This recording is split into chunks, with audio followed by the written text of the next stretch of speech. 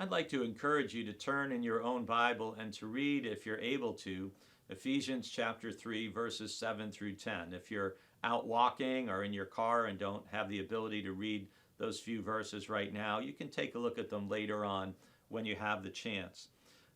In these few verses, Paul again mentioning some of these same words that he talks about so often in Ephesians. We're going to hear about God's grace. We're going to hear about power. We're going to hear about the saints. We're going to hear about the mystery. Again, gets repeated for the fourth time in just 9 verses in chapter 3. And so the verse of the day that I want to focus on, though, is verse 8, where Paul says, "Although I am the very least of all the saints, this grace was given to me to bring to the Gentiles the news of the boundless riches of Christ." I just love that phrase. I love that image. The boundless riches of Christ. Think about something that you really like, something you really enjoy. I will tell you, for me, one of the things I really like are Jill's chocolate chip cookies with walnuts. Oh my gosh. Anytime Jill makes those cookies, and thankfully she doesn't make them too often because I have no self-control when it comes to eating them. But when she makes them, I love them so much that it's good that they're limited. All right? But I can imagine, what would it be like if I had a boundless supply of warm chocolate chip cookies? Well, besides the fact that I'd probably end up looking like a chocolate chip cookie myself, probably wouldn't be a good thing for me to have access to a boundless supply of chocolate chip cookies.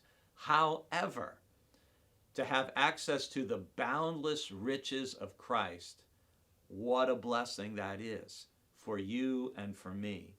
And Paul says with great humility, he's a servant of the gospel, all thanks to the gift of God's grace. He says, I'm the very least of all the saints. And we trust that he's saying that with great humility because of his history of persecuting the church and standing by when Stephen was stoned to death and going to put people in prison. That he has a very humble, appropriately humble picture of himself. He's very late to the party, and he's got a very challenging history towards the church until his conversion. So he's humble about it. But this grace, as he says, was given to me to bring to the Gentiles this wonderful news of the boundless riches of Christ, the riches of Christ that will never run out. Most of us, no matter how materially wealthy we are, we may have almost no money in the bank. People in our church may have, some of them, quite a lot of money in the bank. But it's still limited. It will still eventually could run out.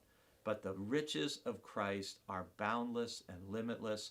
Christ's love and mercy and grace and kindness towards us will never run out.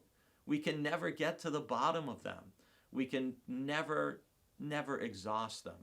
And what a wonderfully encouraging thought that is, that Christ's gifts for us know no limits.